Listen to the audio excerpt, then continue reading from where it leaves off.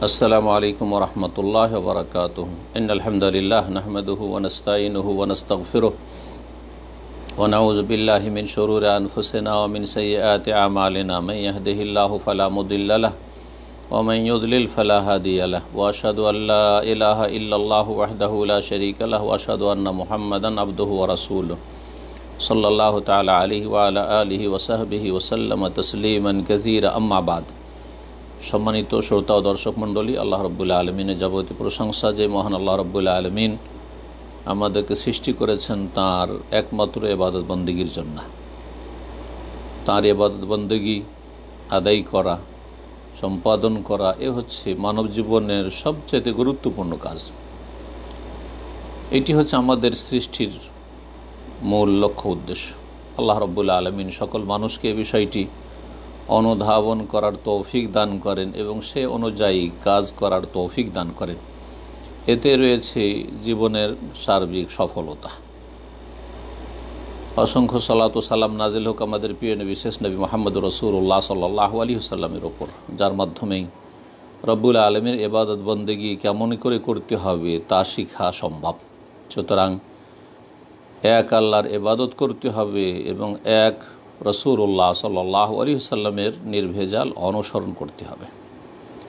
আল্লাহ যেন আমাদেরকে তৌফিক দান করেন। ধারাবাহিক আমাদের প্রশ্ন উত্তর পর্ব আজ বৃহস্পতিবার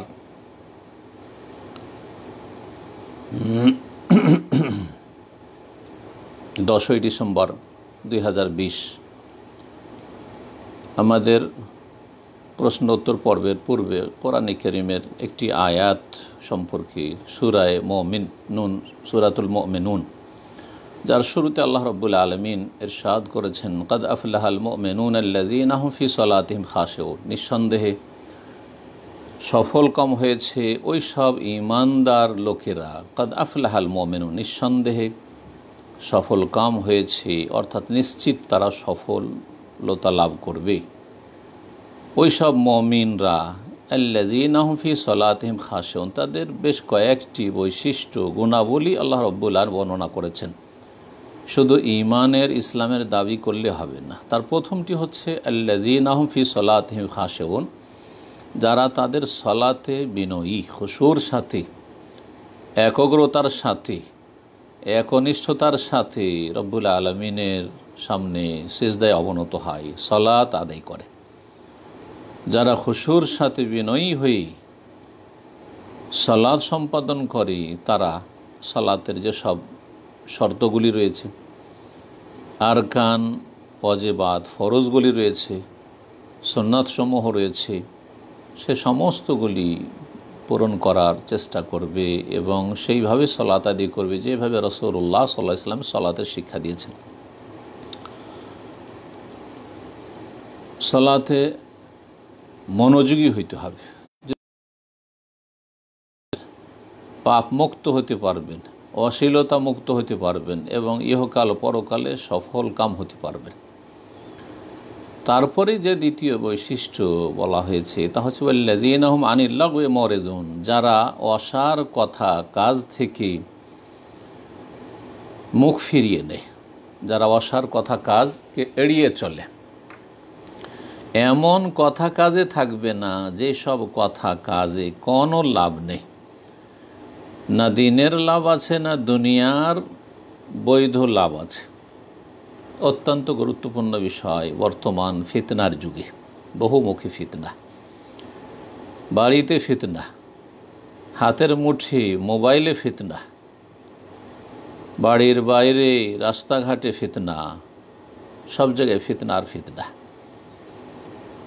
এ সমস্ত ফিতনা থেকে নিজেকে মুক্ত রাখতে হলে ওয়াল্লাযীনা হুম আনিল লাগওয়ি মুরিদুন, যারা অসার কথা কাজকে এড়িয়ে চলে, যেখানে দেখে অসার কথা কাজ সামনে কে করছে সেটা থেকে মুখ ফিরিয়ে নেবে, সরে পড়বে। যদি দেখে যে নিজের মনটা অসার কথা কাজে চলে যাচ্ছে, তাহলে জানবে যে সে কুপ্রবৃত্তির অনুসারী হয়ে যাচ্ছে, মনের পূজা করছে, ইত্তেবাউল হাওয়া। সুতরাং এই হাওয়া কুপ্রবৃত্তির অনুসরণ থেকে ফিরে আসবে। তওবা ইস্তিগফার করে আল্লাহর দিকে ফিরে আসবে। ওয়াল্লাযীনা হুম আনিল লাগwi মুরিদুন। রব্বুল আলমিনের এই হেদায়েত নামার ওপর যদি আমরা আমল করতে পারি, তাহলে আমরা আমাদের কথা কাজের মাধ্যমে হয় একটি সওয়াব নেকির কাজ করব, নেকির কথা বলবো, আর না হইলে একটি হালাল রুজির ব্যবস্থা করব, একটা হালাল টাকা আসবে আমার কাছে, একটা হালাল পয়সা আসবে, যাতে আমাকে রবের কাছে জবাব দিতে হবে না, এবং তাতে থাকবে সার্বিক বরকত, সেই নিয়ামত স্থায়ী হবে। আল্লাহ রাব্বুল আলামিন এই বিষয়গুলো বুঝার তৌফিক দান করেন, এবং আজকাল এই বহুমুখী ফিতনার যুগে আল্লাহ সমস্ত ফিতনা থেকে আমাদেরকে, আমাদের পরিবার পরিজনকে, ছেলে মেয়েদেরকে, ভবিষ্যৎ প্রজন্মকে বেঁচে থাকার, বাঁচিয়ে রাখার তৌফিক দান করেন। এখন কথা লম্বা না করে সরাসরি প্রশ্ন শুরু করি। অনেকগুলি প্রশ্ন আমাদের সামনে আছে, যতটা সম্ভব হবে ইনশাআল্লাহ উত্তর দেওয়ার চেষ্টা করব। প্রথম প্রশ্ন করেছেন যে সালামের পরে বলছেন যে টাকায় জাকাতের বিধান কি? বিভিন্ন দেশের যে কারেন্সি টাকা পয়সা রয়েছে, এতে জাকাতের বিধান কি? টাকাতে জাকাত ফরজ, যেমন স্বর্ণে জাকাত ফরজ, চাঁদিতে জাকাত ফরজ, ঠিক তেমনি চাঁদি এবং স্বর্ণ এর বিকল্প হিসাবে এই কাগজের নোট এসেছে। কাগজের নোট ঠিক ওই রকমই, যেমন ব্যাংকে এখন তো অনলাইনে পাঠিয়ে দিচ্ছেন টাকা পয়সা, আপনাকে চেক দেওয়া হয়, সেই চেকে যে অ্যামাউন্টটা লেখা আছে, সেই চেকের ভিত্তিতে আপনি সেই অ্যামাউন্টটা, সেই পরিমাণটা আপনি ব্যাংক থেকে উঠাতে পারবেন। ঠিক ওই রকমই টাকার এই যে নোটগুলি। আর 100 বছর আগে, খুব বেশি দূর যেতে হবে না, আনুমানিক 200 বছর, তার আগে সারা পৃথিবীতে এই চাঁদির টাকাই চলত। স্বর্ণের টাকা খুব সীমিত আকারে কোথাও ব্যবহার হতো, দিনার, স্বর্ণ মুদ্রা। রৌপ্য মুদ্রা সারা পৃথিবীতে ব্যবহৃত হতো, যেটা বহনে কষ্টকর, তারপরে সেটা সংরক্ষণ করা, সেটার হেফাজত করা বড়ই কষ্টকর, যার ফলে এই সিস্টেমটা ধীরে ধীরে সারা পৃথিবীতে চালু হয়েছে যে কাগজের নোট বহন করছেন। এই কাগজের নোটে ঠিক তেমনই জাকাত ফরজ, যেমন জাকাত ফরজ স্বর্ণ চাঁদিতে। কেউ যদি এর ভিন্ন কোনো ফতোয়া দেই, তাহলে এই ফতোয়ায় কর্ণপাত করবেন না। এই ফতোয়া হচ্ছে সাজ ফতোয়া। কেউ যদি বলে যে টাকাতে, কারেন্সিতে, কাগজের নোটে জাকাত নেই, তাহলে এটি হচ্ছে বিভ্রান্তিকর ফতোয়া, সাজ ফতোয়া। জি, আর সবসময় মনে রাখবেন, সাজ ফতোয়া থেকে বেঁচে না থাকলে গোমরাহ হয়ে যাবেন।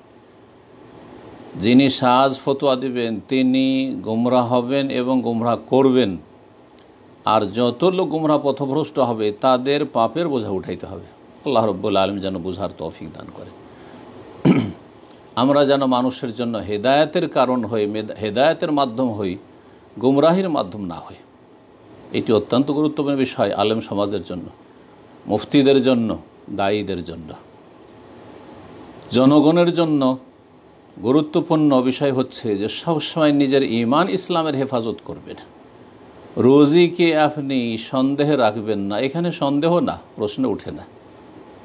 হানাফি, শাফি, মালিকি, হাম্বেলি, আহলে হাদিস সমস্ত আইম্মাই কেরাম, সমস্ত ওলামাই কেরাম একমত যে এগুলিতে জাকাত রয়েছে, কাগজের টাকায় জাকাত রয়েছে, যেমন স্বর্ণ চাঁদিতে জাকাত রয়েছে। একমাত্র জাহেরিদের কথা বলতে পারেন, যারা বলছে 7টি বিষয়ের কথা বা 7টি বস্তুর কথা হাদিসে উল্লেখিত হয়েছে, সুতরাং 7টি বস্তু ছাড়া অন্য কোনো বস্তুতে জাকাত নেই। এ কথা যদি কেউ বলে, সেই ব্যক্তি সাজ ফতোয়া দিল, এবং কেউ যদি এটা বিশ্বাস করে, তাহলে সেই ব্যক্তি সাজ ফতোয়ার উপর আমল করে নিজেকে গোমরাহ করল।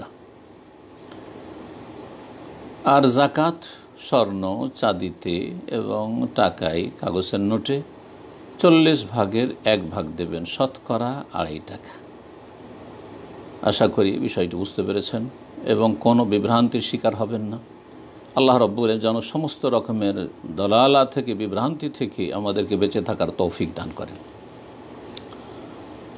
প্রশ্ন করেছেন, আমি যাকে বিয়ে করেছি তার বাবা মা আসল বাবা মা না, ওনার আসল পরিচয় গোপন রেখে বা ওনারা আসল পরিচয় গোপন রেখে আমার সাথে বিয়ে দিয়েছেন, মানে বিয়ে আসল বাবা মায়ের নামে লেখা হয়নি।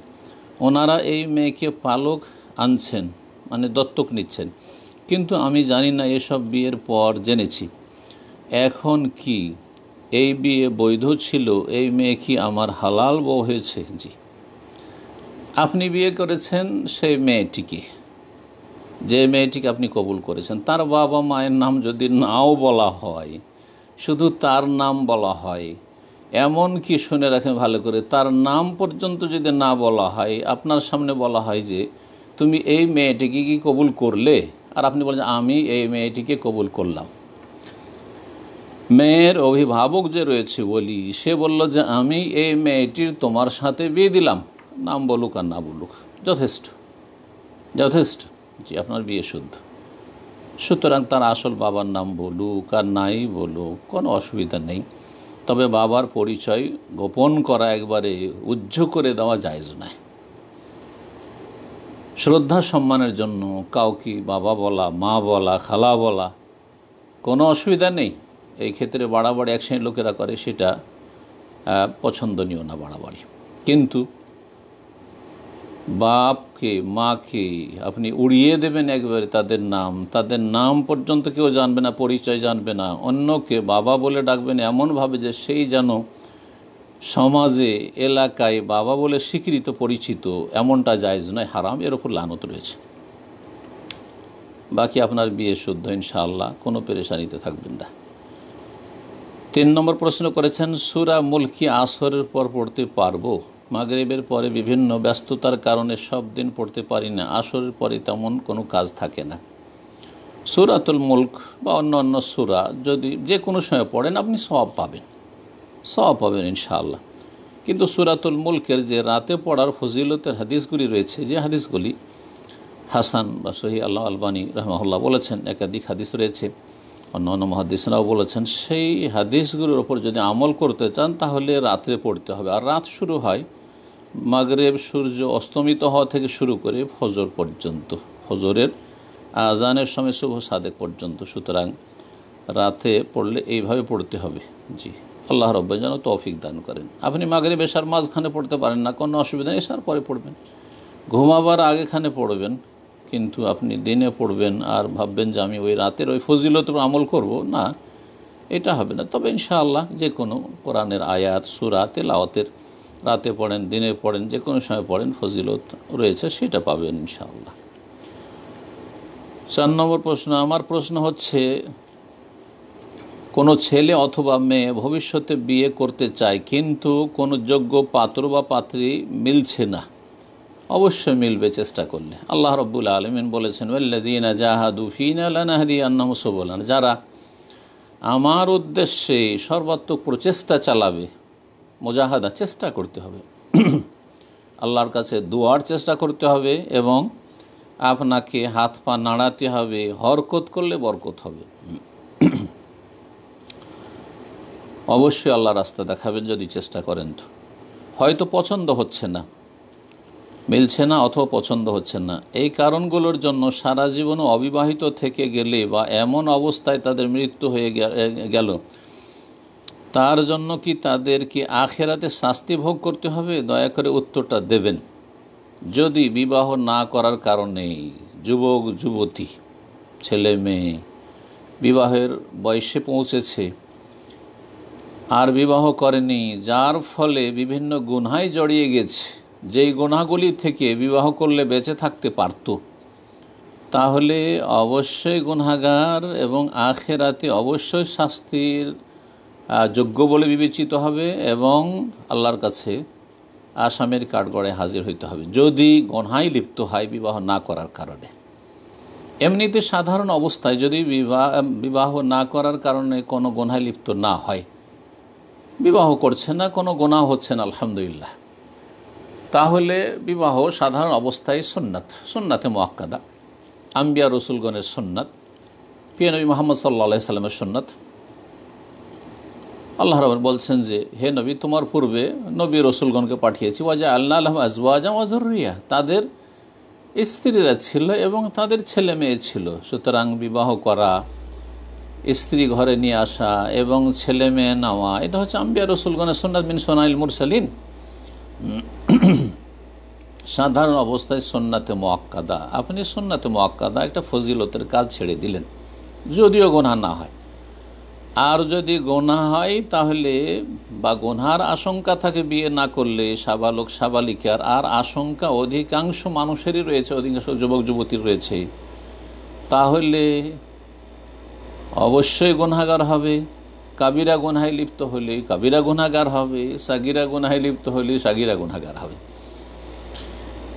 অনেক আইম্মাই কেরামগণ বিয়ে শাদী করেন। ইমাম শাইখুল ইসলাম ইবনে তাইমিয়া রাহমাতুল্লাহ আলাইহি বিবাহ শাদী করেননি, কারণ অধিকাংশ সময় তার জীবনটা কেটেছে জেলে আর দিনের দাওয়াতের কাজে, জিহাদ ফি সাবিলিল্লাহর কাজে, জবানের জিহাদ, কলমের জিহাদ, এমনকি ময়দানে জিহাদের জন্য জনগণকে তিনি উৎসাহিত করেছেন, সেই যুগের শাসকের নেতৃত্ব ছাড়া নয়। এতেই সারা জীবনটা কেটে গেছে। তার মৃত লাশ বেরিয়েছে, জানাজা বেরিয়েছে জেলখানা থেকে। সুতরাং তিনি বিয়ে করলে তো হক নষ্ট করতেন, তাই তিনি বিয়ে করেননি। ইমাম বুখারী রাহমাহুল্লাহ বিয়ে হয়তো করেননি, অথবা করেছেন, ছেলে মেয়ে ছিল না, ইখতিলাফ রয়েছে। তো এইরকম কেউ যদি গুনাহ থেকে বাঁচতে পারে আর বিয়ে না করে, তাহলে এমন কোনো কাবিরা গুনাহ হবে না।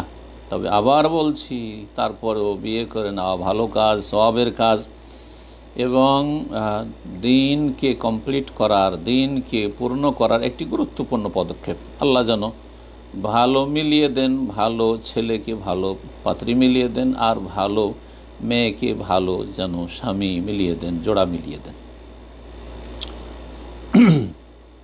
প্রশ্ন করেছেন 5 নম্বরে, আমি আমার ফুফুর কাছে মানুষ হয়েছি।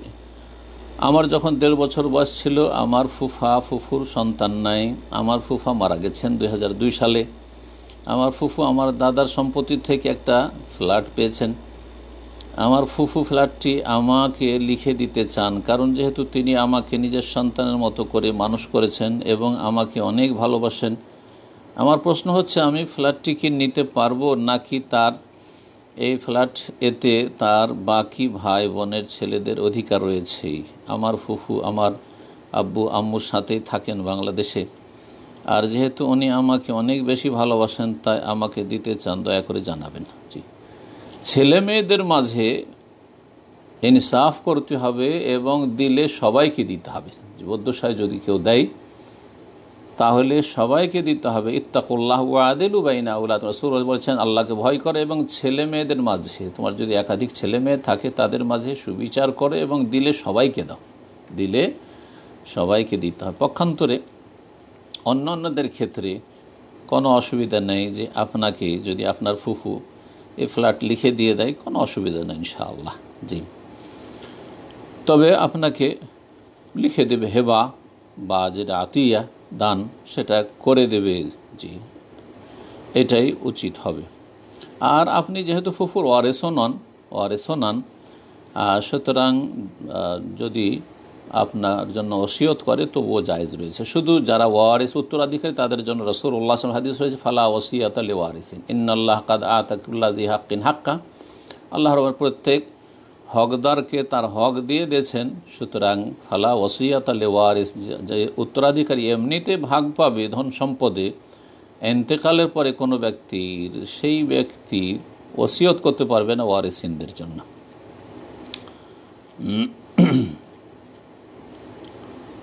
6 নম্বর প্রশ্ন বলছেন, শেখ আমি দাম্মামে থাকি, তো আমি যেটা জানতে চাচ্ছিলাম যে নামাজের মধ্যে যদি আমরা ভুলে কখনো রুকুতে সুবহান রাব্বিয়াল আজিমের জায়গায় সুবহান রাব্বিয়াল আলা বলে ফেলি, তারপর সেজদায় যাওয়ার পরে মনে হয় যে আমি ভুল করেছি, তখন আমার কি করণীয়? এই ক্ষেত্রে উলামায়ে কেরামরা বলেছেন যে সুবহান রাব্বিয়াল আজিম আর সুবহান রাব্বিয়াল আলা, পার্থক্য শুধু আল আজিম আর আল আলা, দুটোই আল্লাহর নাম। আল্লাহর নাম আল আলা বা আল্লাহর সিফাত, গুণবাচক নাম, আর আল আজিম ও আল্লাহ রাব্বুল আলামিন গুণবাচক নাম। আজিম মহান, আর আল আলা সুউচ্চ সুমহান।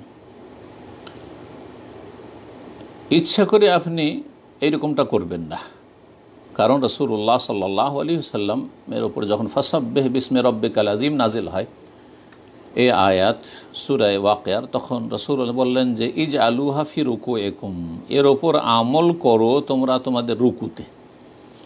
যখন নাজিল হয় সূরাতুল আলা সাব্বিহ ইসমা রাব্বিকাল আলা, তখন বল ইজআলুহা ফি সুজুদিকুম, এর ওপর আমল করো তোমরা সিজদায়। সুতরাং সেইভাবে আমাদেরকে সালাত আদায় করতে হবে। অনিচ্ছাকৃত কেউ যদি ভুল করে দেয় তাহলে ইনশাআল্লাহ তাআলা সালাত হয়ে যাবে, ইনশাআল্লাহ তাআলা সালাত হয়ে যাবে। আর কেউ যদি এসব ক্ষেত্রে সাহসিজদা করে তাহলে ভালো, আর না করলেও কোনো দোষের কথা নাই ইনশাআল্লাহ, আর সালাত হয়ে যাবে ইনশাআল্লাহ। আল্লাহু তাআলা আলাম। 7 নম্বর প্রশ্ন বলছেন, শেখ নারিকেল ফাটিয়ে আগরবাতি জ্বালিয়ে কোনো রাস্তা বা কোনো কিছুর উদ্বোধনী করা ইসলামে জায়েজ আছে কি? জানালে উপকৃত হবে। না, এটা জায়েজ নয়, বরং হারাম। এটা হচ্ছে শিরক, এটা হচ্ছে মাটি পূজা। এটা হিন্দুদের ধর্ম। ভারতে হিন্দুরা মূলত এটা করে থাকে। এই হিন্দুদের পাশাপাশি বসবাসের কারণে অনেক অজ্ঞ মুসলিমরা এরকম নারিকেল ফাটিয়ে শিলান্যাস করে থাকে। কোনো কিছুর ভিত্তি স্থাপনের সময় নারিকেল ফাটায়, আগরবাতি জ্বালায়, এইরকম শিরকি কুফরি কাজগুলি করে। এগুলি বড় শিরক এবং এগুলি গায়রুল্লাহর পূজা, আর যেটা সবচেয়ে বড় অপরাধ। ইন্না শিরকা লাযুলমুন আযীম, নিশ্চয় শিরক হচ্ছে মহা অত্যাচার, মহাপাপ। আল্লাহ রাব্বুল আলামিন এরকম শিরকি কর্মকাণ্ড থেকে, কুফরি থেকে মুসলিম উম্মাহকে বেঁচে থাকার তৌফিক দান করেন এবং শিরক কুফর সম্পর্কে তাদেরকে জ্ঞান হাসিল করে সতর্ক সাবধান হওয়ার তৌফিক দান করেন। 8 নম্বর প্রশ্ন করছেন যে সূরা নম্বর 37, এইভাবে প্রশ্ন করা বাঞ্ছনীয় না। সূরার নাম বলবেন, সূরা সাফাত আয়াত নম্বর 180-82, এটাও ঠিক না। আয়াতটা আপনি উল্লেখ করবেন। হ্যাঁ, আপনার জন্য আমাকে আয়াত তলাশ করতে হবে, নাম্বার তলাশ করে দেখতে হবে, এটা আপনার প্রশ্ন করার তরিকা না। আয়াত হচ্ছে সুবহান রাব্বিকা রাব্বিল ইজ্জাতি আম্মা ইয়াসিফুন ওয়া সালামুন আলাল মুরসালিন ওয়ালহামদুলিল্লাহি রাব্বিল আলামিন, এই 3টি আয়াত।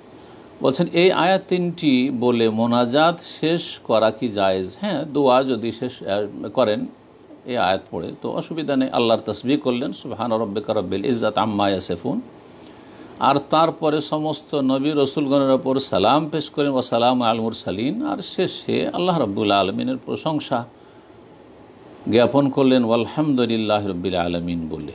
ভালো কথা। অথবা সালামের সাথে ওয়া সাল্লাল্লাহু সাল্লাম আলা নবিয়ানা মুহাম্মদ ওয়া আলা আলিহি ওয়া সাহবিহি আজমাইন, যেমন আমরা আলোচনা শেষ করে থাকি এই সালাতু সালামের মাধ্যমে, অথবা এই আপনার যে আয়াতগুলি বললেন বা সেখানে আমি আলোচনা করলাম সেই আয়াতগুলি দিয়ে, কোনো অসুবিধা নেই। তারপরে বলছেন নামাজের শেষ বৈঠকেও কি এই 3টি আয়াত পড়ে সালাম ফেরানো যাবে? নামাজের শেষ বৈঠকে তাশাহুদ পড়তেই হবে, রুকন, ফরজ। তারপরে দুরুদে ইব্রাহিম আল্লাহুম্মা সাল্লি আলা মুহাম্মদ আল্লাহু বারিক আলা মুহাম্মদ ইন্নাকা হামিদুম মাজিদ অবশ্যই পড়তে হবে, সেটাও সঠিক মতে দলিলের ভিত্তিতে রুকন, ফরজ। সুতরাং কেউ যদি আত্তাহিয়াত না পড়ে তাহলে তার সালাত হবে না, কেউ যদি দুরুদ না পড়ে তাহলে তার সালাত হবে না। তারপরে যে দোয়ায় মাসুরাগুলি রয়েছে সেটা রাসূলুল্লাহ সাল্লাল্লাহু আলাইহি ওয়াসাল্লামের হাদিসের দোয়া হোক মাসুর, অথবা কোরআনী দোয়া হোক, যে কোনো দোয়া করতে পারেন, এই মর্মে হাদিস রয়েছে। ওয়ালিয়াতাখাইয়ার মিনাল মাসআলাতি আজাবাহু ইলাইহি, যেই দোয়া পছন্দ হয় সেই দোয়া যেন করুক। তুমি এখন চয়ন করো কী দোয়া করবে তুমি। আর দোয়া 2 রকম, আল্লাহর কাছে যাচ্ছামূলক দোয়ায় মাসআলা, আরেকটি হচ্ছে দোয়ায় এবাদা, এবাদতগত দোয়া, আল্লাহর গুণগান পেশ করা। সুবহান রাব্বিকা রাব্বিল ইজ্জাতি আম্মা ইয়াসিফুন, এতে আপনি আল্লাহ রাব্বুল আলামিনের গুণগানমূলক দোয়ায় এবাদা করলেন। ওয়াসালামু আল মুরসালিন, রসুলগণের জন্য আপনি দোয়া করলেন সালামের। আলহামদুলিল্লাহি রাব্বিল আলামিন, আল্লাহর গুণগানমূলক দোয়া করলেন। সুতরাং তা দিয়ে যদি আপনি দোয়ায় মাসুরার ভিতরে সালাম ফিরার আগেখানে পড়েন তো কোনো দোষের কথা নাই, কিন্তু সেটা নিয়ম বানিয়ে নেবেন না না হলে আপনিও ভাববেন অথবা অজ্ঞতার কারণে অন্যরাও ভাববে যে এটা হয়তো এইভাবে পড়া সুন্নত না, সুন্নত নয়, তবে জায়েজ রয়েছে, কোনো অসুবিধা নেই। 9 নম্বর প্রশ্ন, আমি মাঝে মধ্যে ফজরের নামাজে একটু দেরি হয়। আমি সৌদি আরব থাকি, তো সূর্য উঠে যায়, ওই সময় আমি নামাজ পড়ি, আমার নামাজ কি হবে? মাঝে মধ্যে নামাজে দেরি হয়ে যায়, দুনিয়ার কাজে ডিউটিতে দেরি হয় না। যারা প্রবাসী থাকেন সৌদি আরব তাদের দেখি ফজরের আগে ডিউটিতে যাওয়ার জন্য বাসের অপেক্ষায় গাড়ি রাস্তায় ধর্ণা দেয়, দাঁড়িয়ে থাকে। আল্লাহু আকবার, 3টা পয়সার জন্য জাগতে কোনো অসুবিধা নেই। কারো কোনো দিন ফ্লাইট মিস হয় না, রাত 2টা 3টা যে কোনো সময় সারা রাত জেগে বসে আছেন সেই ফ্লাইট ধরার জন্য। কখন যেতে হবে আপনাকে জাগাবার কোনো লোক লাগে না। তার মানে দুনিয়াকে দিনের ওপর সলাতের ওপর প্রাধান্য দিয়েছেন। আর যারা দুনিয়ার চাকরি বাকরি পয়সা রোজগারকে সলাতের উপর প্রাধান্য দেবে, তাদের জন্য জান্নাত নেই। ফাআম্মা মান তাগা ওয়া আসার আল হায়াত দুনিয়া ফাইনাল জাহিম হিয়া আল মাওয়া। আল্লাহ রাব্বুল সূরা নাজিয়াত বলছেন ফাআম্মা মান তাগা, শুনে রাখো, যারা সীমালঙ্ঘন করলো, ওয়া আসার আল হায়াত দুনিয়া, পার্থিব জগৎকে যারা প্রাধান্য দিল, অগ্রাধিকার দিল, ফাইনাল জাহিম হিয়া আল মাওয়া, জেনে রাখা উচিত যে তাদের বাসস্থান হচ্ছে জাহান্নাম। জি, আপনি যদি জান্নাতে যেতে চান তাহলে 1 নম্বরে আপনার সালাত, 2 নম্বরে চাকরি ডিউটি। 1 নম্বরে আল্লাহ রাব্বুল ফরজ হক আদায় করা, তারপর 2 নম্বরে দুনিয়ার কাজকর্ম করা, রুজি রোজগার করা। সুতরাং এটা একজন মুসলিমের জন্য মোটেই উচিত নয় যে সে বলবে যে আমার ফজরের নামাজ একটু দেরি হয়। কেন দেরি হবে? আপনি একটু আগে ওঠার জন্য আগেই শুয়ে যাবেন, অ্যালার্ম লাগিয়ে রাখবেন, কাউকে বলে রাখবেন। আপনি দেশে আপনার স্ত্রী আছে, তাকে বলবেন যে এই সময়টায় কল দিয়ে আমাকে জাগিয়ে দিবে। বহু তদবির আছে, চেষ্টা যারা করবে তাদের জন্য, যার মধ্যে ইখলাস আছে, যার পরকালের ভয় আছে, যে হাসর মাঠে প্রথম 5 ওয়াক্ত সালাত সম্পর্কে জবাব দিতে হবে, সে অবশ্যই এসব পদক্ষেপ নেবে এবং চেষ্টা রাখবে। আর যে বেপরোয়া, তার পরোয়া নেই, জান্নাতে যেতে পারলেই বা কি, আর না পারলেই বা কি, জাহান্নামে গেলেই বা কি, তার তো জি, তার বলা যাবে না, যা ইচ্ছা তাই করতে পারে সে। এজা আলম তাস্তাই ফাসনামা শেত। জি, এইরকম লোকের কোনো ভয়ও নাই, চিন্তা নেই, লজ্জা নেই, সুতরাং যা ইচ্ছা তাই করুক। তারপরে বলছেন যে সৌদি আরব থাকেন, সৌভাগ্য, আপনাকে আল্লাহ এত সুন্দর নিয়ামত দিয়ে সৌদি আরবে থাকছেন, বিনা ভিসা লাগে না, কিচ্ছু লাগে না, সোজা টান দিলেন মক্কার মদিনা জিয়ারা করে চলে আসলেন, ওমরা করে চলে আসলেন, যে কোনো সময় আপনি যেতে পারেন। বাইরে থেকে লোকজন আসতে পারছেন না, সৌদি আরবে যারা আছেন ঠিকই মক্কা মদিনা যেতে পারছেন যে কোনো সময়।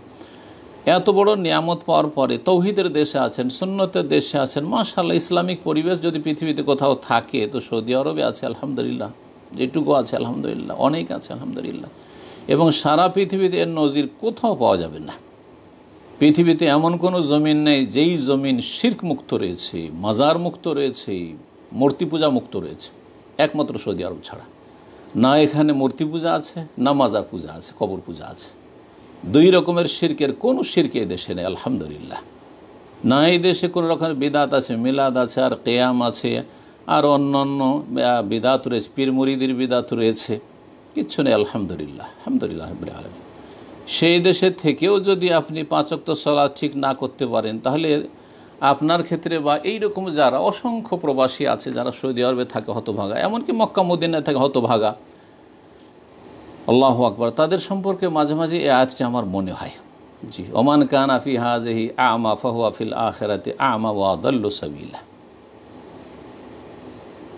এই আয়াতে আল্লাহ বলতে চেয়েছেন ওমান কানা ফি হাযিহি আ'মা, কেউ যদি দুনিয়াতে অন্ধ হয়ে থেকে যায়, সঠিক দিন পালন না করে, ফাহুয়া ফিল আখিরাতি আ'মা, তাহলে পরকালে হাসর মাঠে সে অন্ধ হয়ে উঠবে, রাস্তা খুঁজে পাবে না জান্নাতের। সামনে অন্ধকারাচ্ছন্ন থাকবে, জি, আলো পাবে না, জ্যোতি পাবে না। ওমান খানা ফি হাযিহি আ'মা ফাহুয়া ফিল আখিরাতি ওয়া আদাল্লু সাবিলা, রাস্তা হারিয়ে দেবে জান্নাতের। এই আয়াতটাকে আমি এইভাবেও ফিট করি যে যেই ব্যক্তি সৌদি আরবে থাকা সত্ত্বেও আন্ধা হয়ে থেকে গেল, সে তৌহিদ ঠিক করতে পারলো না, সে সুন্নাত ঠিক করতে পারলো না, সে শিরক বিদাতকে চিনতে পারলো না, শিরক বিদাত মুক্ত হইতে পারলো না, 5 ওয়াক্ত নামাজি হতে পারল না, যেই ব্যক্তি কাবিরা গুনাহ থেকে মুক্ত হতে পারল না, যেই ব্যক্তি ফরজ অজেবের হেফাজত করতে শিখল না সৌদি আরবের থেকে, ফাহুয়া ফিল আখিরাতি আমা, সেই ব্যক্তি ভারতে গিয়ে, বাংলাদেশে গিয়ে, সারা পৃথিবীর যে কোনো দেশে চলে যাক, সেখানে সারা জীবন আন্ধাই থেকে যাবে, হেদায়েত নসিব হবে না। যার সৌদি আরবে হেদায়েত নসিব হয়নি, তার অন্য দেশে গিয়ে হেদায়েত নসিব হওয়াটা বিরল ব্যাপার। যদি কোথাও হয়ে থাকে কোনো ব্যক্তির, তাহলে আরও বেশি আল্লাহ শুকরিয়া দেখো, আল্লাহ তুমি কত রহম করেছো, আল্লাহ আমি সঠিক বিষয়টা সৌদি আরবে বুঝতে পারিনি, আমি সৌদি আরবে থেকেছি, তারপরেও আমি এই রকমের দিন শেখার ক্ষেত্রে আগ্রহী হয়নি, কিন্তু অন্য দেশে যাওয়ার পর আমার এই চেতনা জেগেছে, আল্লাহর আরও বেশি শুকরিয়া আদায় করবেন। কিন্তু এইরকম লোক পাওয়া বড়ই মুশকিল রয়েছে। এই রকম অনুকূল পরিবেশে, ভালো ইসলামিক পরিবেশে থেকে যদি হেদায়েত নসিব না হয়, 5 ওয়াক্ত নামাজি না হইতে পারেন, তো বাংলাদেশে গিয়ে, ভারতে গিয়ে কী ঘোড়ার ডিম আপনি মুসলিম হবেন। আল্লাহ রাব্বুল আলামিন যেন সমস্ত ফিতনা থেকে বাঁচিয়ে রাখেন প্রতিটি মুসলিমকে, আর প্রতিটি মানুষকে আল্লাহ যেন হেদায়েত নসিব করেন, সবাইকে জান্নাতের পথে চলার আল্লাহ তৌফিক দান করেন। 10 নম্বর প্রশ্ন, যারা তাবিজ কবজের সাথে যুক্ত তাদের পিছনে সলাৎ হবে কি? তাবিজ কবজ করা শিরক, কিন্তু সাধারণ অবস্থায় ছোট শিরক, শিরক আসগার, কাবিরা গুনাহ। যারা কাবিরা গুনাহে যুক্ত তাদেরকে আমরা ফাসেক, পাপিষ্ট বলবো ইসলামের পরিভাষায়। মুমিনুন ফাসেকুন, মুসলিম মুমিন কিন্তু ফাসেক, পাপিষ্ট, কাবিরা গুনাহে জড়িয়ে রয়েছে, তারা কাফের মুশরিক নয় বড়। সুতরাং তাদের পিছনে সালাত হবে, অপছন্দনীয়, ঘৃণার সাথে তাদের পিছনে সালাত হবে। তারা নিযুক্ত হয়ে আছে, মেহরাব দখল করে আছে, ইমামতি দখল করে আছে, বা তাদেরকে আমাদের উপর চাপিয়ে দেওয়া হয়েছে ইমাম হিসাবে, সুতরাং তাদের পিছনে সালাত হবে। আর যদি স্বেচ্ছায় পাঠাইতে হয়, তাহলে এইরকম অসৎ লোকদেরকে আমরা এগিয়ে দেব না, বলবো না যে আপনি নামাজটা পড়ান না। যখন শিরক বিদআতে জড়িয়ে আছে, যদিও ছোট শিরক, কাবিরা গুনাহে জড়িয়ে আছে, বলবো না যে যান সামনে গিয়ে সালাত পড়ান, বরং তার চাইতে ভালো যদি আমরা পাই, তাহলে তাকে আমরা ইমামতির জন্য এগিয়ে দেব। পক্ষান্তরে যদি দেখা যায় সবগুলি একই খুঁড়ের, সবগুলি একই রকম, সবগুলি বিদাতি, হ্যাঁ, সবগুলি টাকনা নিচে কাপড়, সবগুলি দাড়ি মুন্ডা, তাহলে তো একজনকে তো যেতেই হবে। জি, একজনকে তো যেতে হবে। সুতরাং তাদের একে অপরের পিছনে ইক্তেদা করতে পারবে, সালাত পড়তে পারবে। বড় যদি শিরক কুফরিতে লিপ্ত থাকে, মুশরিকের পিছনে বড় শিরককারী, মাজারে সেজদা করে, মাজার, অলি আউলিয়া, দাতা বিশ্বাসী, গোস কুতুবে বিশ্বাসী, যে আল্লাহর গোস কুতুবরা সারা পৃথিবী ধারণ করে আছে, তাহলে তাদের পিছনে সালাত হবে না। এইরকমই নাস্তিক বেদিন, যারা দিনের কোনো বিধিবিধান অস্বীকার করে, অমান্য করে, অথবা ঈমান ভঙ্গ করেছে, তাদের পিছনে সালাত হবে না। 11 নম্বর প্রশ্ন,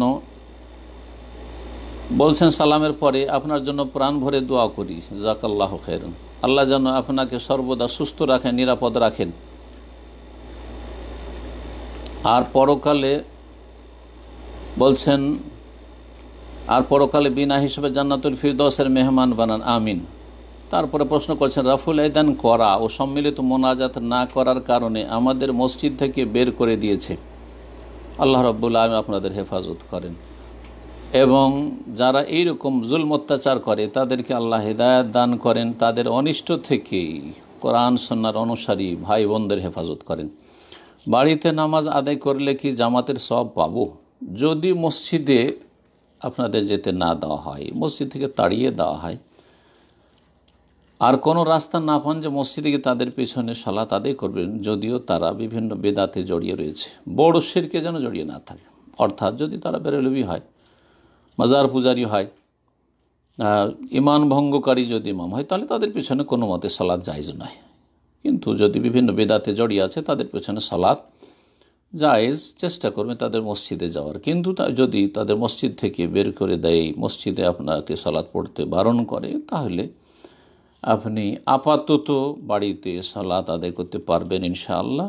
আর যেহেতু বাধাপ্রাপ্ত, সুতরাং বাধাগ্রস্ত, সুতরাং জামাতের সওয়াবও পাবেন ইনশাআল্লাহ। তবে স্থায়ীভাবে এইভাবে সারা জীবন আপনি বাড়িতে সালাত আদায় করবেন, এটা উচিত হবে না। আপনাকে সেসব এলাকা থেকে হিজরত করতে হবে, সেসব এলাকা থেকে হিজরত করবেন। বিদাতি এলাকায় বসবাস করা আসলে ভালো কাজ নয়। নিজের ছেলে মেয়েদেরকে শিরক বিদআত থেকে রক্ষা করতে পারবেন না। কোরআন সুন্নাহর অনুসারী ভাইয়েরা যেখানে বসবাস করে সেই এলাকায় গিয়ে আপনি সহিহ সুন্নাহ ভিত্তিক সালাত হয় এমন মসজিদের আশেপাশে গিয়ে ঘর বাঁধবেন। যদিও দুনিয়ার দিক থেকে ক্ষতিগ্রস্ত হন, অসুবিধা নেই। আপনি প্রাধান্য দিচ্ছেন আপনার বাপ ভাই আত্মীয় স্বজন গ্রামবাসী মাতৃভূমি এলাকা, না না এসবকে প্রাধান্য দেবেন। আপনি ইমানকে প্রাধান্য দেবেন, ইসলামকে প্রাধান্য দেবেন। আল্লাহ রাব্বুল আলামিন যেন তৌফিক দান করেন।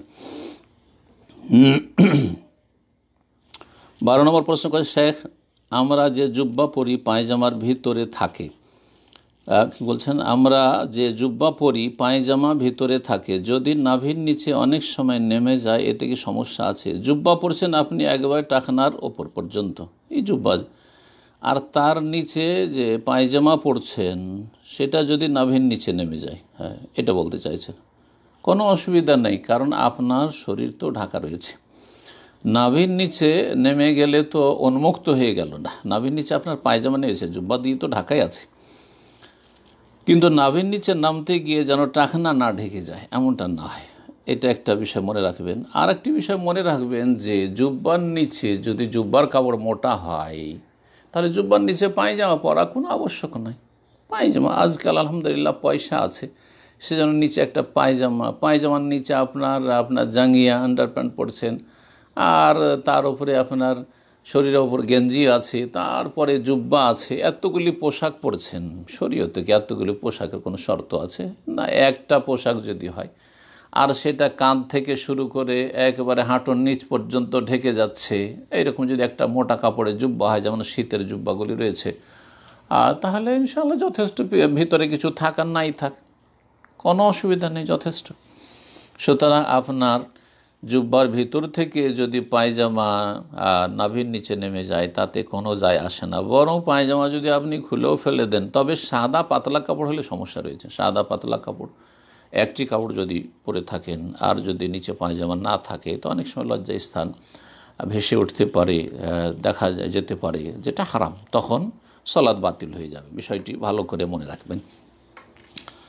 13 নম্বর প্রশ্ন বলছেন যে আমার প্রশ্ন হলো এমামতি করার যোগ্যতা কার আগে, মানে এমামতি কার করা উচিত, এমামতি করার যোগ্যতা কার আগে? রাসূলুল্লাহ সাল্লাল্লাহু আলাইহি ওয়াসাল্লাম হাদিস রয়েছে, ইয়াউমুল কওম আকরাহুম লিকিতাবিল্লাহ, মুসলিম জাতির এমামত করবে যেই ব্যক্তি কিতাবুল আল্লাহর কিতাব বেশি পড়তে পারে, অর্থাৎ কোরআনে কারীম যার বেশি মুখস্থ আছে, কোরআনে কারীম বেশি সংরক্ষণ করে রেখেছে, মুখস্থ রেখেছে, তার সাথে সাথে শুদ্ধও পড়ে, মানে হেফজও বেশি আছে আর শুদ্ধও পড়ে, আর তার সাথে সাথে সলাতের কমপক্ষে মাসাইলগুলি সম্পর্কে সে জ্ঞানী, সলাতের মাসাইল সম্পর্কে সে একজন আলেম, যথেষ্ট বুঝে।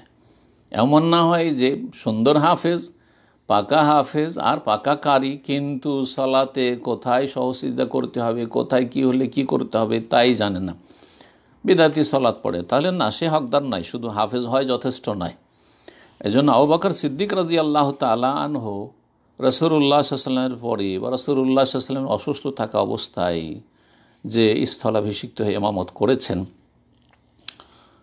তিনি কোরআনে কারীমের বেশি হাফেজ ছিলেন, কোরআনে কারীমের আলেমও ছিলেন এবং শুদ্ধও পড়তেন, তার মাতৃভাষা আরবি, সুতরাং তাকে প্রাধান্য দেওয়া হয়েছে। পক্ষান্তরে উবাই বিন কাব রাদিয়াল্লাহু তাআলা আনহু, যদিও তিনি কেরাতে অথবা কোরআন মুখস্থতে হয়তো এগিয়েছিলেন, কিন্তু অন্য দিক থেকে আবু বকর সিদ্দিক রাদিয়াল্লাহু তাআলা আনহু মতো এগিয়েছিলেন না, যার ফলে উবাই বিন কাবকে বলা হয়নি যে উবাই বিন কাব সালাত পড়ে, বড় মৌরু আবু বকরিন ফালিউসাল্লি বিন নাস।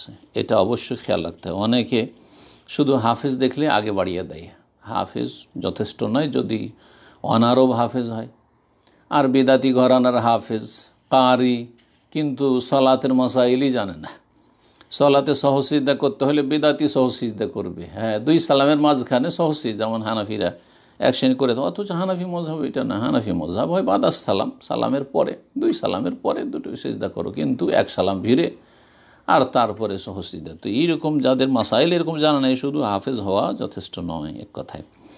তাতে যদি সমান হয়ে যায়, দুজনে হাফেজ, দুজনে কারি, দুজনে সালাতের মাসাইল একই রকম জানে, ফাআলাম বিসুন্নাহ, রাসূল বলছেন যে সুন্নাত সম্পর্কে, হাদিস সম্পর্কে যার বেশি জ্ঞান রয়েছে, যে বেশি বড় আলেম হাফেজ হওয়ার সাথে সাথে। তাতে যদি সমান হয় তখন অন্যান্য বিভিন্ন দিকগুলি নবী সাল্লাল্লাহু আলাইহি ওয়াসাল্লাম বলেছেন। তার একটি হচ্ছে যে বয়সে বেশিকে দেখতে হবে, বয়সে বেশি। জি, তো সংক্ষেপে এতটুকু বললাম। ওইভাবে এমামতির হকদার মনে করতে হবে এবং এমামতির যে যোগ্য তাকে বাড়াইতে হবে। অনেক সময় দেখা যায় আজকাল ফিতনার যুগে একজন হাফেজ কারি কিন্তু ফজরের নামাজ ঠিক করে পড়ে না, ফজরের নামাজে গায়েব, অনেকে মাসালা জিজ্ঞেস করেছেন। আর আরেকজন হয়তো হাফিজ কারি নয় কিন্তু ফজর সহ সুন্দর 5 ওয়াক্ত সালাত হেফাজতের সাথে পড়ে, তাহলে সেই হাফেজ কারি অযোগ্য। যেই ব্যক্তি ফজরের সালাত মিস করে আসে না, সেই ব্যক্তি এমামতির অধিকার রাখে না। জি, কারণ একটা ওয়াক্ত সালাত ত্যাগ করা হচ্ছে কুফর। জি, যেই ব্যক্তি প্রতিদিন বা অধিকাংশ দিনে ফজরের সময় কুফর করে সালাত ছেড়ে দেওয়ার মাধ্যমে, সূর্য উঠিয়ে দেওয়ার মাধ্যমে, সে কখনো এমামতির যোগ্য নয়। বিষয়টি মনে রাখবেন। 14 নম্বর প্রশ্ন বলছেন, সম্মানিত শেখ, আমার প্রশ্ন হলো আমাদের গ্রামটা পুরো বেরলবি। আমি যখন নামাজ পড়তে যাই মসজিদে, তাদের সাথে কেয়াম ও দুরুদ পড়ি না বলে আমাকে মসজিদে যাইতে নিষেধ করে। এখন আমার নামাজ কি বাড়িতে পড়ব? দয়া করে জানাবেন। আমি আপনার বক্তব্য বেশি শুনি এবং আল্লাহর উদ্দেশ্যে আপনাকে ভালোবাসি। আহাব্বাকুমুল্লাহ। যদি বেরলবি হয়, আর বেরলবিদের আকীদায় বড় বড় শিরক কুফর রয়েছে। বেরলবি তাদেরকে বলা হয় যারা মাজারে সেজদা করা, মাজারে খাসি মুরগি জবাই করা এবং মৃতের কাছে ফরিয়াদ করা, দোয়া করা, সব কিছু তাদের কাছে ধর্মকর্ম। আর বেরলবির বিভিন্ন শাখা প্রশাখাগুলি রয়েছে বাংলাদেশে, আটরসি, মাইজভান্ডারি, দেওয়ানবাগি, এইরকম অনেকগুলি রয়েছে, ফুলতলি, সবগুলি বেরলবি। সুতরাং বেরলবিদের পিছনে সলাৎ পড়া জায়েজ নয়। মনে রাখেন, বেরলবিদের পিছনে সলাৎ পড়া জায়েজ নয়। তারা শুধু বিদাতে লিপ্ত নয়, বিদাতের সাথে বড় শিরকে লিপ্ত রয়েছে, বড় কুফরিতে লিপ্ত রয়েছে। সুতরাং এমন ব্যক্তির পিছনে সলাৎ পড়া জায়েজই নয়। আর তারপরে তাদের সাথে কেয়াম দরুদের চাইতে বড় অপরাধ হচ্ছে তাদের আকীদায় আমলে বড় শিরক কুফর রয়েছে। জি, আল্লাহ যেন হেফাজত করেন। সুতরাং আপনি যেমনটা একটু আগে আরেকটা প্রশ্নের উত্তরে বললাম যে বাড়িতে সালাত আদায় করবেন আপাতত, আর তারপরে ব্যবস্থা নেবেন হিজরতের। হয় তারা হেদায়েত হবে আপনার এলাকার লোকের, আর না হলে সেখান থেকে হিজরত করবেন এমন এলাকায় যেখানে গিয়ে সহি শুদ্ধ আপনি সালাত আদায় করতে পারবেন এবং মুমিন মুসলিমের পিছনে সালাত আদায় করতে পারবেন এবং নিজেকে নিজের পরিবারকে শিরক বিদআতের ফিতনা থেকে বাঁচিয়ে রাখতে পারবেন। আল্লাহ যেন তৌফিক দান করেন। 15 নম্বর প্রশ্ন, একটি হাদিস আছে একজন সাহাবী সালাতের সব রাকাতে সূরা ইখলাস পড়তেন। আমি সেই হাদিসটি সবসময় আমল করার চেষ্টা করি। ফজরের ও মাগরিবের সুন্নত সালাত বাদে সালাতের তৃতীয় ও চতুর্থ রাকাতেও সূরা ফাতিহার পরে সূরা ইখলাস পড়ি। জি, কিন্তু আপনার একটি ভিডিওতে দেখলাম সব সালাতে সূরা ফাতিহার পরে একটি সূরা পড়া সুন্নাত। আমার এইভাবে সালাত পড়া কি সুন্নাতের খেলাফ হচ্ছে? জানালে উপকৃত হব। বারাকাল্লাহু ফিক। লম্বা কথা বলেছেন। প্রথম কথা বলছেন যে সালাতের সব রাকাতে সূরা ইখলাস পড়েন। সালাতের সব রাকাতে যদি সূরা ইখলাস পড়েন, তার মানে যেই রাকাতগুলিতে সূরা ফাতিহার পরে আরেকটি সূরা মিলানো রয়েছে তাতে পড়বেন। আমি সেই হাদিসটি সবসময় আমল করার চেষ্টা করি, আমল করেন। তবে এটা একজন সাহাবী শুধু করেছেন, রাসূলুল্লাহ সাল্লাল্লাহু আলাইহি সাল্লামের একটি অথবা দুইটি ঘটনা রয়েছে। একটি হাদিসে রয়েছে যে সূরা ফাতিহার পর প্রথম সূরা ইখলাস পড়তেন, তারপর অন্য একটি সূরা পড়তেন। আর প্রসিদ্ধ যে হাদিসটি সেটাতে রয়েছে যে এক সাহাবী এক অভিযানে গিয়ে, যুদ্ধ অভিযানে, তার সাথী সঙ্গীদেরকে নিয়ে সূরা ফাতিহা পড়তেন এবং সূরা ফাতিহার সাথে একটি সূরা পড়ে শেষখানে সূরা ইখলাস পড়তেন। তো এই রকমটা ফরজ সালাতগুলিতে পড়তেন। ফজরে, মাগরিবের সুন্নাত বাদে সালাতের তৃতীয় চতুর্থ রাকাতেও সূরা ফাতিহার পরে সূরা ইখলাস পড়েন না। তৃতীয় চতুর্থ রাকাতে পড়বেন না। তৃতীয় চতুর্থ রাকাতে সূরা ফাতিহা শুধু পড়বেন, তার অতিরিক্ত পড়বেন না। আর বাকি পড়লে কোনো অসুবিধা নেই। তবে যদি আপনি ইমামতি করেন লোকজনের, তাহলে তাদেরকে জানিয়ে দিতে হবে, না হলে সেখানে কলহ বিবাদ হইচই হতে পারে। সুতরাং আপনি এমন কিছু করবেন না যেটা থেকে লোকেরা অজ্ঞ, জানিয়ে দিয়ে। আর মাঝে মধ্যে এটা ছাড়বেন, সবসময় এরকম আমলটা করবেন না, কারণ অন্য অন্য সাহাবায়ে কেরামরা বা সবাই এটা করেননি। এক সাহাবী করেছেন এবং রাসূলুল্লাহ সাল্লাল্লাহু আলাইহি ওয়াসাল্লাম তাকে জিজ্ঞাসা করে, তুমি এটা কেন করলে? সহিহ বুখারী যেমন হাদিস রয়েছে। তখন তিনি বলেছিলেন যে আমি এই সূরা ইখলাসে আল্লাহর গুণাবলী রয়েছে, আল্লাহর কথা রয়েছে, আর আমি তা ভালোবাসি। তখন রাসূলুল্লাহ সাল্লাল্লাহু আলাইহি ওয়াসাল্লাম বললেন যে তাকে বলে দাও যে আন্নাল্লাহ ইউহিব্বু, আল্লাহ তাকে ভালোবাসে। যেহেতু সে আল্লাহর গুণাবলী পাঠ করা, তেলাওয়াত করা ভালোবাসে, সুতরাং আল্লাহ তাকে ভালোবাসে।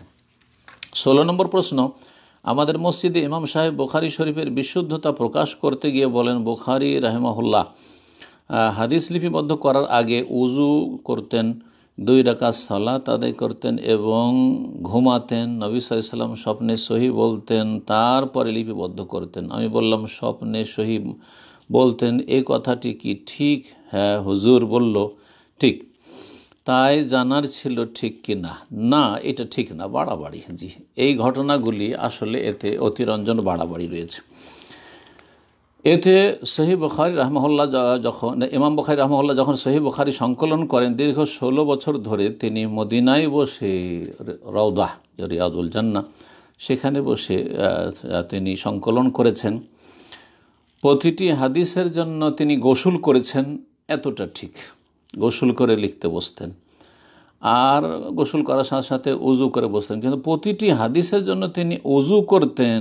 এক এক হাদিস লেখার জন্য এক একবার উজু করতেন, সেটা অতিরঞ্জন বাড়াবাড়ি, গবেষক আলেমারা বলেছেন। যখন প্রথম লিখতে বসতেন তখন 2 রাকাত সালাত আদায় করতেন। সালাত আদায় করা, ইস্তেখারা করা ঠিক আছে, এটাও হলে হতে পারে সত্য, কিন্তু তারপরে ঘুমাতেন, ঘুমে আবার নবী সাল্লাল্লাহু আলাইহি ওয়াসাল্লাম স্বয়ংকে স্বপ্নে দেখতেন। হ্যাঁ, বাধ্য, যতবার ঘুমাবেন স্বপ্নে দেখবেন। আর তারপরে স্বপ্নে তাকে বলা হয়তো হ্যাঁ অথবা না লিখো বা লিখিও না, এইসব জাল কথা, একবারে জাল কথা, মিথ্যা কথা। মিথ্যা কথা দিয়ে আমাদের বুখারী রাহিমাহুল্লাহর মর্যাদা বাড়াবার কোনো প্রয়োজন করে না। মিথ্যা কথার আশ্রয় নিয়ে সহিহ বুখারীর মর্যাদা মানুষের সামনে পেশ করার কোনো প্রয়োজন করে না। যথেষ্ট সত্য, দিন সত্য, কোরআন কারীম সত্য, রাসূলুল্লাহ সাল্লাল্লাহু আলাইহি ওয়াসাল্লামের সুন্নাহ সত্য, এবং আসমান এবং জমিনের মাঝে কোরআন কারীমের পরে মর্যাদা হচ্ছে সহিহুল বুখারীর। সুতরাং এতটাই যথেষ্ট ইনশাআল্লাহ। বাড়াবাড়ি এসব কথাবার্তা ওরাই বলে যাদের কাছে সহিহ জয়ীফের কোনো জ্ঞান নেই, এবং তারা তদন্ত না করে যা কিছু যেখানে লেখা পায় সেটাই তারা পেশ করে দেয়। জি, তারপরে স্বপ্ন দিনের উৎস নয়, গায়েব জানার চাবিও নয়। তাহলে তিনি স্বপ্নে দেখতেন আর তারপরে তাকে বলা হয়তো হ্যাঁ না, তো স্বপ্ন তাহলে দিনের উৎস হয়ে গেল না? দিনের উৎস না, দিনের কোনো দলিল না। দলিল স্বপ্ন নয়। বিদআতপন্থীদের কাছে স্বপ্ন দলিল। তাদের বুজুর্গানে দিন স্বপ্ন দেখে, আর স্বপ্ন দেখে চিল্লার তরিকা চালু করেছে, এবং এই রকম স্বপ্ন দেখে তারা ধর্মকর্ম করে। স্বপ্ন দেখে ধর্মকর্ম করা জায়েজ নয়। 17 নম্বর প্রশ্ন, আমার প্রশ্ন হলো, মহিলারা বাড়িতে জুমার দিন জুমার সালাত আদায় করবে নাকি জোহরের সালাত আদায় করবে? এটা তো প্রত্যেকটা মুসলিমকে জেনে রাখা উচিত।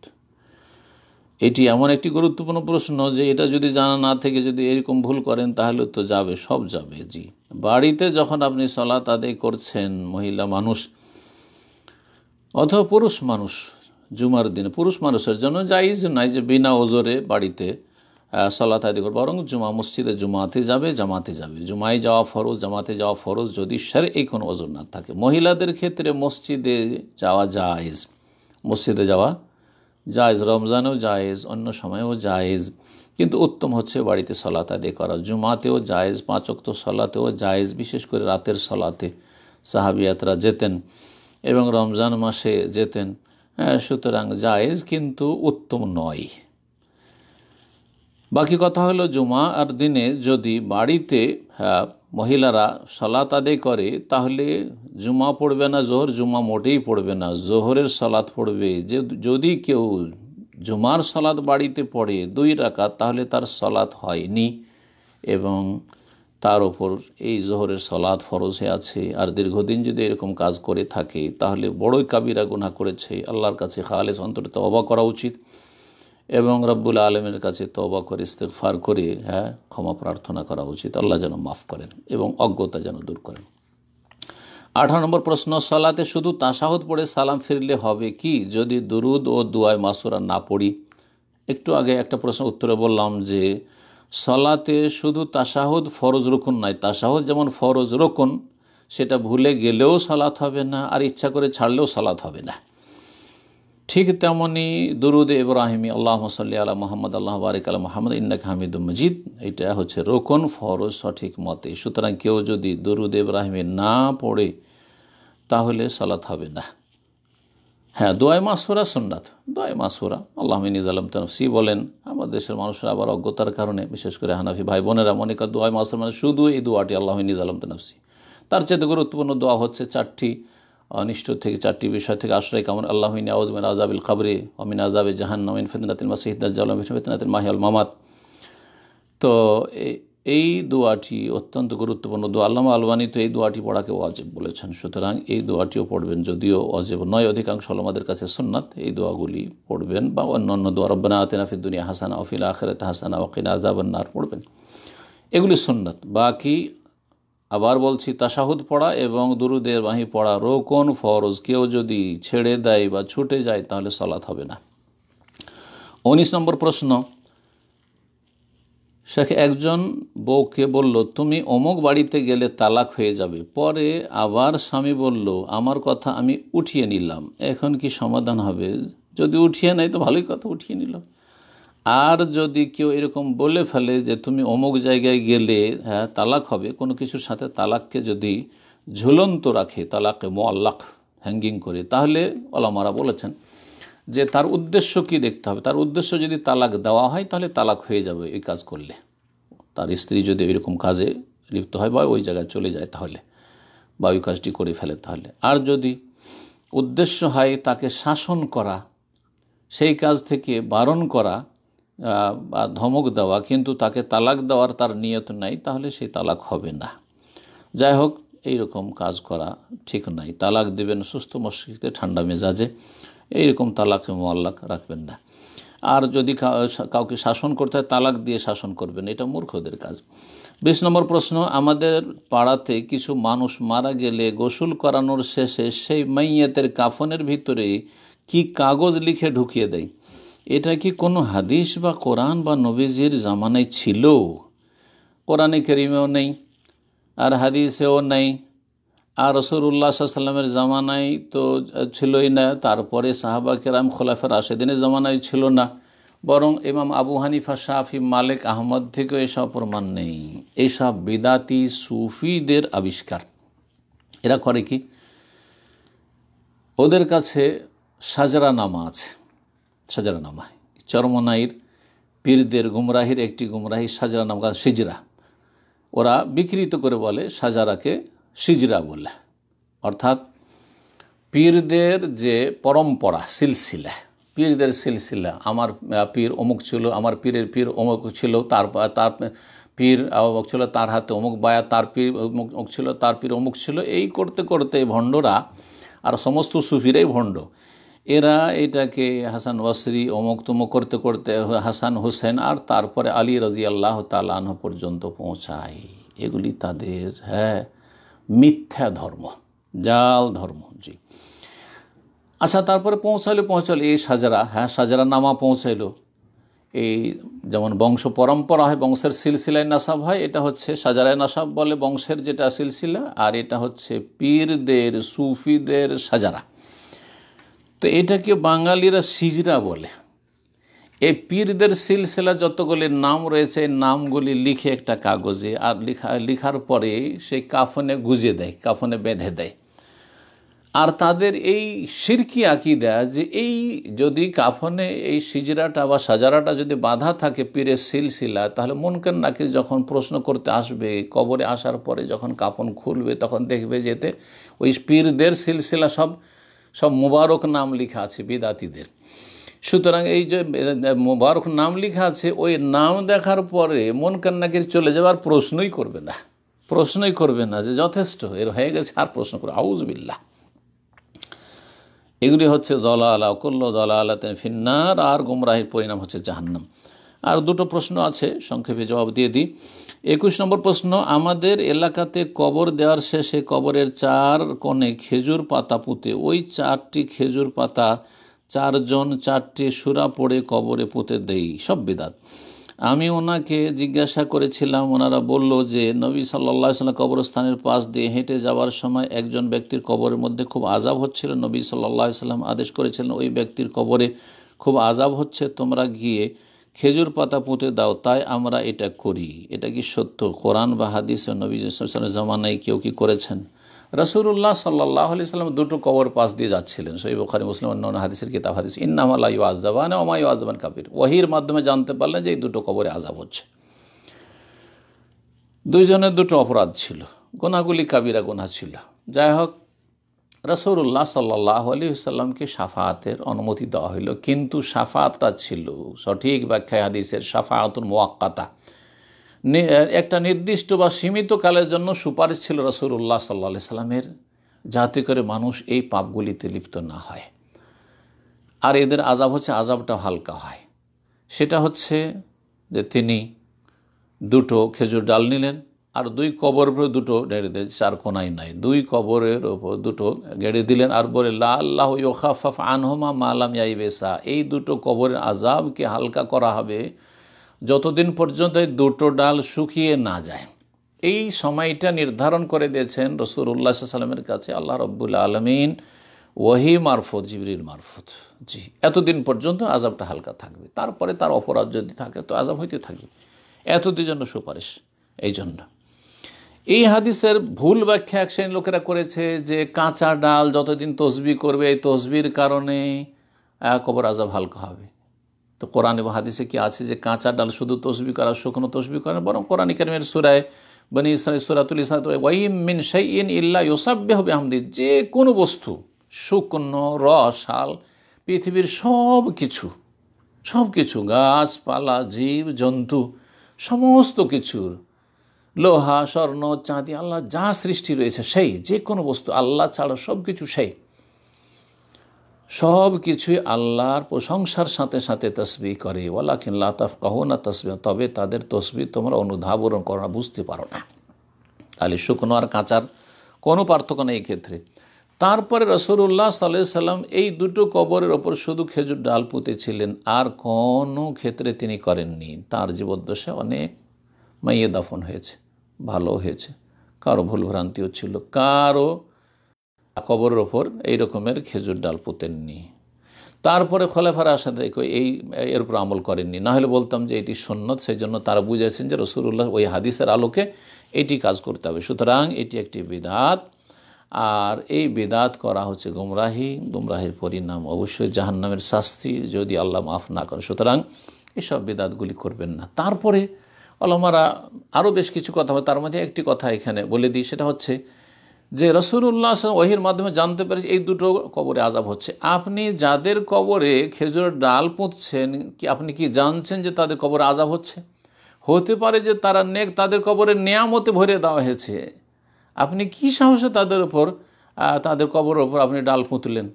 আর তারপরে ডাল পুঁতলেন যদি এই সেন্স নিয়ে যে নবী সাল্লাল্লাহু আলাইহি ওয়াসাল্লাম কবরে ডাল পুঁতেছেন কারণ ওখানে আযাব হচ্ছিল, তাহলে আপনি কি অভিযুক্ত করলেন না এই কবরবাসীকে যে তোমার বা আপনার কবরে বা এই কবরে হয়তো তোমার বাবার কবরে হয়তো আযাব হচ্ছে, এই কথা বলার বা এই কথা চিন্তা করার আপনার অধিকার কে দিল? সুতরাং সতর্ক সাবধান এইরকম বিদাত থেকে। যারা এইসব বিদাত করবে তারা গুনহার কাজ করছে, আর যে কোনো বিদাত কাবিরা গুনাহ। আল্লাহ যেন এই সমস্ত বিদাত থেকে বেঁচে থাকার তৌফিক দান করেন। সর্বশেষ প্রশ্ন, আমার প্রশ্ন হলো, আমি চাই আমার বেশি বেশি ছেলে মেয়ে হোক, তাদেরকে তৌহিদ শিখাবো, দ্বীনের দায়ী করব, সমাজে শিরক বিদআত থেকে মানুষকে সতর্ক করবে, কিন্তু আমার স্ত্রী ছেলে মেয়ে নিতে চাই না, আল্লাহ তাকে হেদায়েত করুক।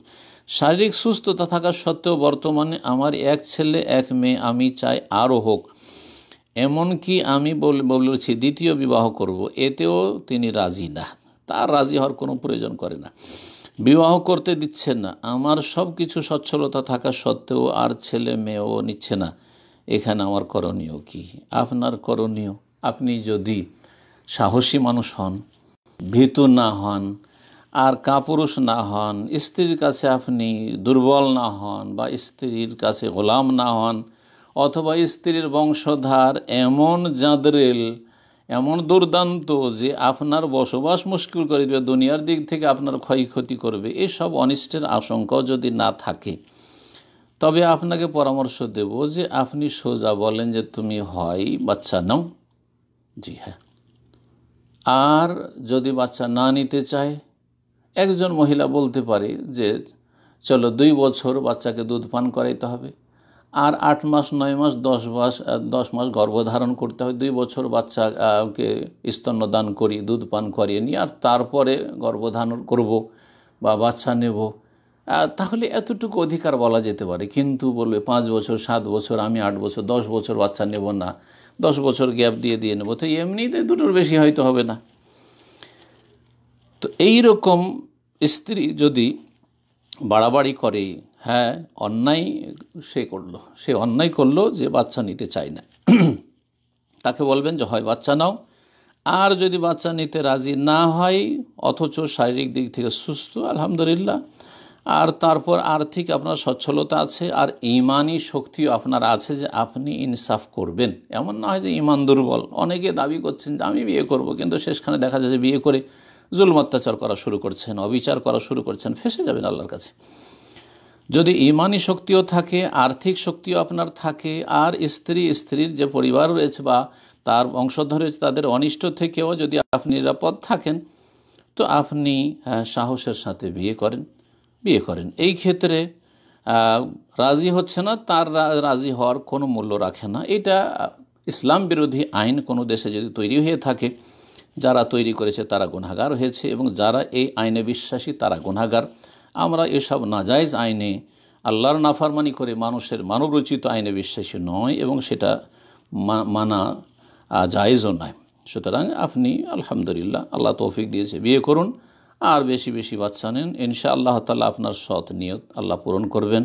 যদি সত্যি আপনার ইখলাস থাকে এবং সৎ নিয়ত থাকে, তো আল্লাহ রাব্বুল আলামিন আপনার নিয়তে যেন বরকত দান করেন, আপনার ছেলে মেয়েতে যেন আল্লাহ বরকত দান করেন, বেশি বেশি আপনাকে ছেলে মেয়ে যেন দান করেন, আপনার স্ত্রীকে আল্লাহ যেন হিদায়াত দান করেন। এই রকমই যে কোনো ভাই বোন, শুধু আপনার কথা নাই, অধিকাংশ পরিবারে এই সমস্যাগুলি রয়েছে। আজকাল দুনিয়াদারির কারণে মহিলারা ভোগবিলাসী হয়ে গেছে, যার ফলে ভোগবিলাসের জীবনযাপন করতে চায়। ছেলে মেয়ে হলে তো কষ্ট করতে হবে, তাদের প্রতিপালনকে ইবাদত মনে করে না, তার প্রতিপালন যে বড় সওয়াবের কাজ, নফল সালাত সিয়ামের চাইতে অনেক বেশি গুরুত্ব রাখে ছেলে মেয়েদের তরবিয়ত, এই কথা আসলে বিশ্বাস করে না আজকালকার মহিলারা। শুধু শারীরিক আরাম, আয়েশ এবং ভোগবিলাস এটাই পছন্দ করে, আর সারা দিন তারা এইসব ইন্টারনেট নিয়ে পড়ে থাকে, বিভিন্ন পাপে জড়িয়ে থাকে, কেউ টিভির পর্দার সামনে বসে থাকে। আল্লাহ রাব্বুল আলামিন এদের সকলকে যেন হেদায়েত দান করেন এবং মুসলিম জাতিকে সত্যিকার মেহনতি মুসলিম জাতি হওয়ার তৌফিক দান করেন। দিন দুনিয়ার সার্বিক উন্নতি সাধনের আল্লাহ যেন তৌফিক দান করেন, আমাদের দিনে দুনিয়া সব কিছুতে আল্লাহ যেন বরকত দান করেন, আমাদের সার্বিক জীবনে আল্লাহ যেন কল্যাণ দান করেন। আল্লাহ রাব্বুল আলামিন সমস্ত রকম অনিষ্ট থেকে আমাদের যেন হেফাজত করেন। এখানে আজকের আলোচনা শেষ করছি। ওয়া সাল্লাল্লাহু ওয়া সাল্লাম আলা নবিয়িনা মুহাম্মদ ওয়া আলা আলিহি ওয়া সাহবিহি আজমাইন।